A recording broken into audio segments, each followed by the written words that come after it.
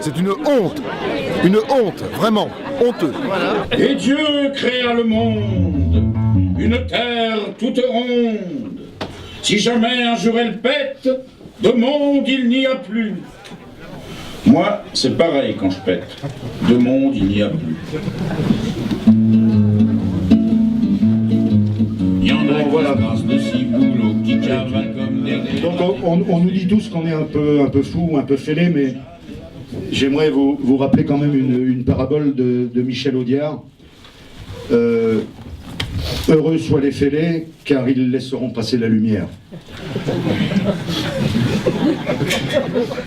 C'est beau. C'est beau. Eh ben, c'est pas que je sois déçu, je trouve que c'est pas mal ce que fait Bouzard. C'est un peu facile de s'attaquer à l'église aussi, de rigoler avec la religion. Pourquoi pas le prix Schlingo? Je crois qu'il y a pas mal de gens qui l'auraient mérité avant lui. Bouzard, c'est surtout l'humoriste du passé, je dirais. Et bon, en ce sens, c'était bien de saluer son œuvre, voilà, à titre quasi posthume, parce que je crois que sa carrière est bientôt terminée. Cet album s'appelle La Bibite à bon Dieu, et c'est Guillaume Bouzard.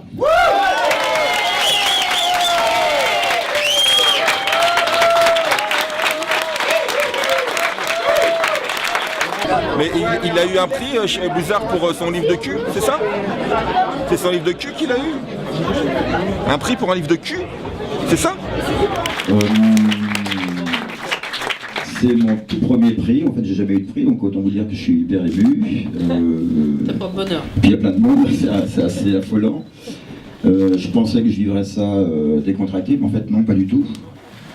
Donc qu'est-ce que je pourrais dire? Déjà que c'était un album qui était difficile à faire. J'avais Francky Ballonnet sur le dos qui me téléphonait tous les 2 jours pour savoir si ça allait bien dans les Deux-Sèvres. Au bout de 3 mois, il a menacé de me faire péter les genoux par des amis à lui. Donc c'était assez pénible à vivre. Bouzard récompensé, pour la première fois, je viens de le découvrir. Je suis aussi sous le choc que tous les gens qui étaient là, qui ont assisté à cette cérémonie. Très surpris, moi. Ouais, voilà. Bon, par contre, il y a eu un petit moment d'émotion. Hein. Quand il a dit que c'était un auteur au marteau, ça m'a fait plaisir. Ça fait chaud, ça. Voilà. J'ai fini par faire l'album.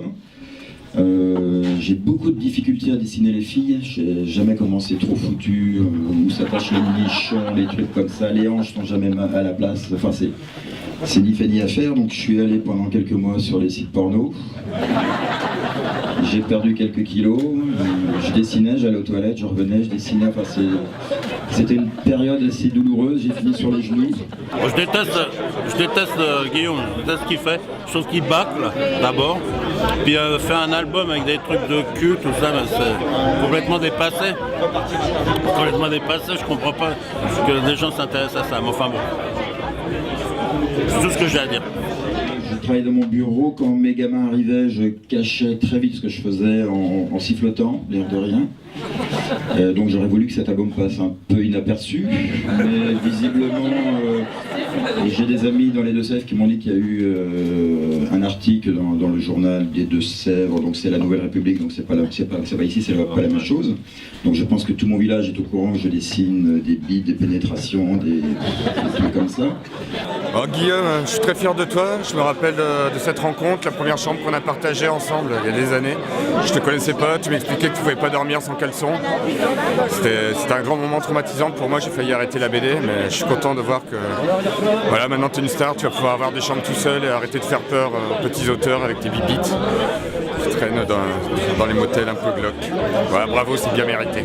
Voilà, je pense que ça va être un super Angoulême, mais assez douloureux au retour. Voilà. Et pour finir, je voudrais remercier les Requins Marteau parce que je suis super content de revenir faire un album chez eux.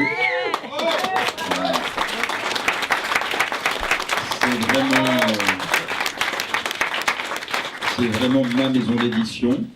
Je veux remercier Ciseaux aussi, qui était derrière moi, et puis Charlotte aussi, qui s'inquiétait, voilà.